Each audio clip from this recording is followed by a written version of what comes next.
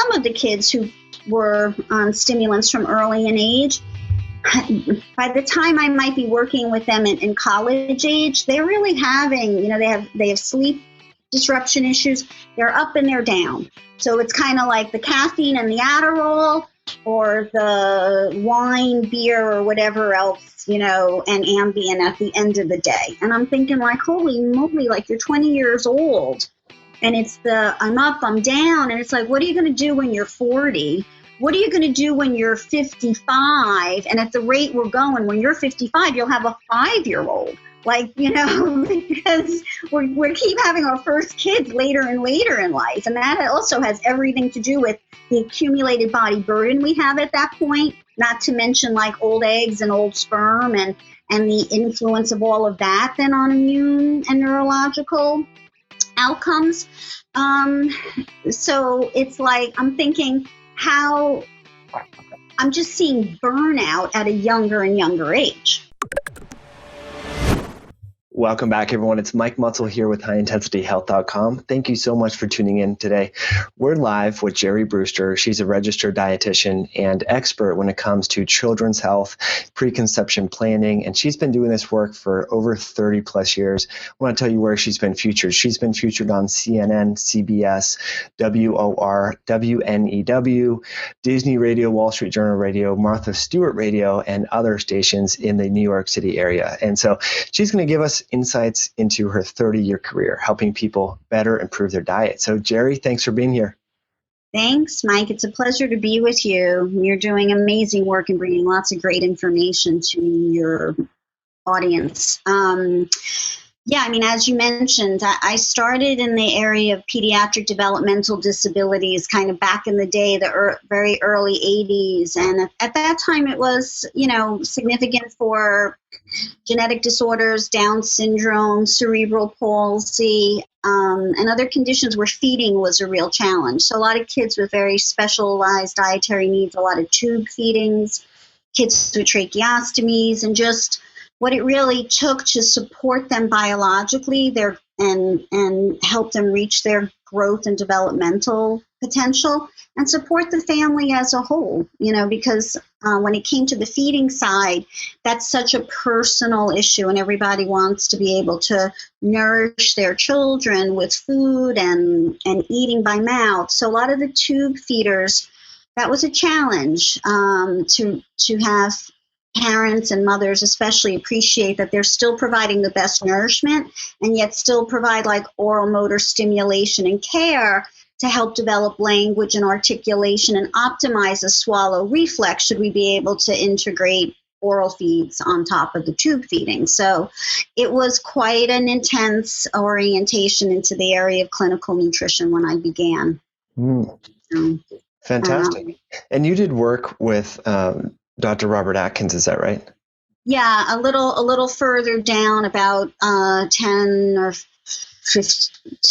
15 years into my career, because ultimately working with chronically ill children and then supporting the families and even the, say, neurotypical siblings, the idea of just preventive care. So Dr. Atkins, well, everyone knows of him as the diet doctor, the ketogenic or the low-carb diet. He really was very instrumental in promoting integrative or alternative care, as it was considered then. He had started the Foundation for the Advancement of Integrative Medicine. So he was very much into vitamin and supplementation regimens and even IV vitamin protocols. And many years prior, my mother, who had multiple sclerosis, she had gone down to the Atkins Center and had seen the very well-known and well-regarded Dr. Carlton Fredericks, who was his clinical nutritionist at the time.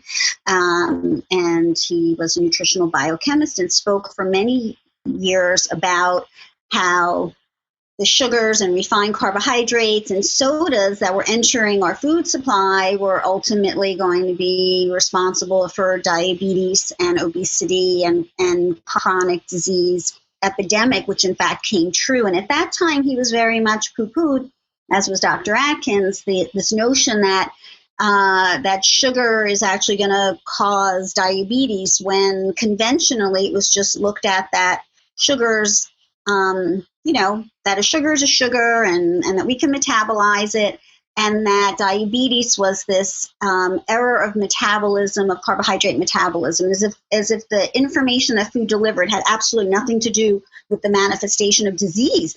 It sounds so archaic, right, to say this now, and it was only a generation ago when I was growing up, and yet now we've come full circle, as I came full circle then in my lifetime, to actually serve as director of nutrition at the Atkins Center under Dr. Atkins, which was a real honor. It was great to work with him. And at that time, there was much more in the literature in terms of the benefits of a lower carb lifestyle. I think that some of the scrutiny he came under was just really the push on in terms of the saturated fats, but that would be a whole other show in and of itself. But needless to say, I think we've really found the benefits epidemiologically to be in a very carb-controlled Mediterranean type of diet ultimately. So, he has been really validated in the scientific literature over the years.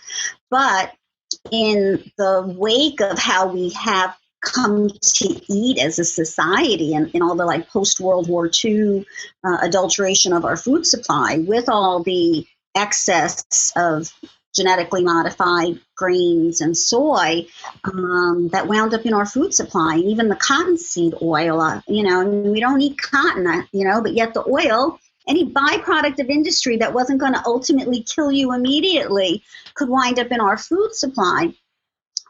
Which has led to all of this inflammation and big shifts in our microbiome, right, our gut microbiome. I mean, we use this language, and you interview some amazing people that are really at the precipice and forefront of this research and bringing this information out to everyone. And yet, it's all been so recent. I mean, the human genome study was just done in 2003. And prior to that, everybody thought your genes are hardwired. There was nothing that you could really do about that. It's if your grandmother had diabetes, you were going to have diabetes kind of thing.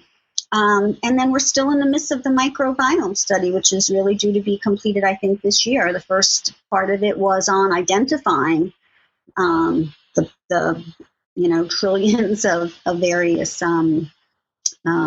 pathogens, biologicals, good and bad bacteria that we house all over our body, but primarily in our gut.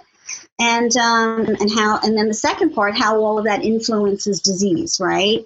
So when you look at then this new information, and yet the adulteration of our food supply, and all of even the toxic body burden within that food supply, all the animals and the antibiotics and steroids, again, all post-World War II, which have been life-saving, but nobody was really looking at the downstream effects of dumping all this into our bodies, because we didn't even really know the microbiome was existing, right? We didn't know how malleable our genes were.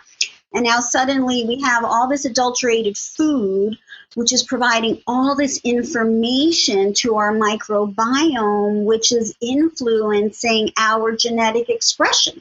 So now we have all this transgenerational epigenetic inheritance, and suddenly everything's through the roof.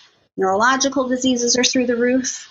It's autism spectrum disorders. I think it was just it was probably just, I think, a year or so ago that a senior researcher from MIT talked about how by 2025, 1 in 2 children will have some autism spectrum disorder, some whether it's an inability to make eye contact or relate socially,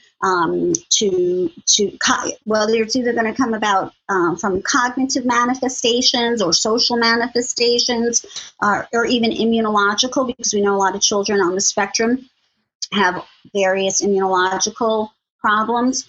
And then you also do have the fact that allergies and asthma are so much on the rise. So right now our whole immune systems and neurological systems are moving targets. Mm-hmm. And it's all because of everything that's happened, I believe, to our food supply, which is then changing out what's happening within our own bodies. And then we are now the vehicles for the next generation. So now we're already into these generations of children. I mean, these rises started in the 90s. So now there are people that are, born in the 90s, early 90s, that are getting ready to have children, if not now, in another 10 years. Mm-hmm. So because I've been in this for over 30 years, and you can take this big sort of, like a rolling stone, all this information, and have worked with families and can see the trends, it's a little frightening, because I always take a family history. So you can look at the family history in terms of disease potential that's there, maternal and paternal. But then you look at the individuals and you see, wow, okay, so now this was the child who was the refluxer and who was constipated, who had eczema and allergies, who was, who's now like met the young, this is the young woman. And so then she developed PCOS, and now she's meeting the young man who was on the inhaler and the stimulant in order to attend, and then wound up on an antidepressant. And then let's not forget about all just the social drug use and other toxins that we knowingly participate in that get layered on. And then maybe really not the best diet sources. I mean, because again, we have to think about the processing. We live in such an instant gratification world, and that really starts with our food. So everything's about convenience and processing. And sometimes I look at like all the processed organic foods a little bit like light cigarettes, right? So we have to be, it's better, but it's still very processed. So, and that's even when things are good, if they're having like sort of organic processed foods. But if they've been sort of just having a standard American diet, we talk about trans fats, it's if they've been, so far gone, oh, they're horrible. Just like smoking on airplanes, that's horrible. It's not such ancient history. It was just a few years ago. So, these are kids, young adults now, that have these big neurological and immunological histories themselves. They are the products of mothers who grew up on trans fats and high fructose corn syrup, which we know what it does from an inflammatory standpoint. We know now that we're adding to our prenatals and our infant formulas and our early baby foods fats and compounds that were once part of our usual diet that completely got knocked out of the picture, between the DHA from the egg yolk. We were in an egg phobic society, the choline that's in egg yolk. You've got, serine and all that, like from liver and organ meat. So all of that was so absent. So how much does that alone have to do with that? A lot of the children didn't have these foundational building blocks themselves coming into this world. So then they're kind of all inflamed, and then they've all been on pharmaceuticals and the whole pharmacogenetics, how drugs even influence our genetic expression, right? So we talk about the toxins influencing them, but in essence, drugs are like a controlled toxin in many ways, right? Mm-hmm. And then we're having fewer nutrients. Nutrients have everything to do, of course, with even helping our metabolism and our detoxification of some of these compounds. Goes on and on. So the point is that now when you sort of have very nutritionally deficient and very epigenetically skewed young individuals who in another 10 years from now are going to go on to procreate, what will be those outcomes? And this is why it's become exponential in terms of the endocrine disruption, the immune disruption, and our neurological disruptions, just the anxiety-prone aspects of our society at this point. Everybody's on adrenaline, overdrive. Sure. So it's so depressing, right? But it can be turned around by kind of really taking back our food supply and our detoxification pathways, by really looking at how to be a little bit more nutrient centric, and really looking at the quality of our food and eating seasonally and allowing our immune system to kind of calm down in a way, and support our gastrointestinal tracts, because it's really our gut that's that biggest interface between the external environment and our internal bodies. And then what's always getting delivered into our gut is our food. So that's the vehicle for all that information. So, right now our immune systems are so hyper reactive. We're attacking everything. It's kind of hard to determine what is going to be compatible with our bodies and what isn't, right? So our body just attacks everything. So the anaphylactic reaction to foods is kind of crazy, benign, what were once considered benign proteins, the body's now attacking. And then that neurological hyper reactivity, the ADHD, the anxiety disorders, the agitation, the inability to, the sensory integration disorders, the inability to be able to attend to a conversation without either being extremely distracted by an external stimuli or reacting to it in an agitated way. Mm-hmm. Gosh, so beautifully our said right there. kids are really suffering. I mean, children are really suffering these days. Right. Yeah.